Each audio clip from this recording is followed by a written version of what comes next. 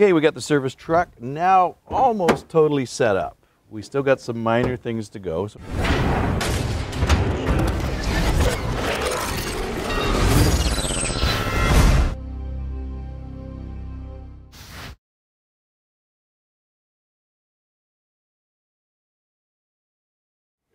Absolutely love this slick lock. So I've got 3 doors. So we got the bulkhead protects the front. If they break in the front of the car, they can't really get in the back. If they break in the front, they can't really get into the back easily. So we got the slick lock on the passenger slider, a slick lock on the rear, and a slick lock on the outside, or the driver's sliding door. We like to deckle up our trucks. It makes them a real target for it's great for advertising. It also makes them a target for being broken into.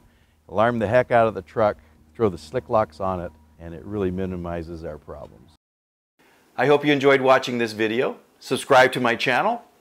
Also, visit my website and you can see what online locksmith training I have for beginners, intermediate, and advanced, as well as my covert methods of entry and my non-destructive methods of entry.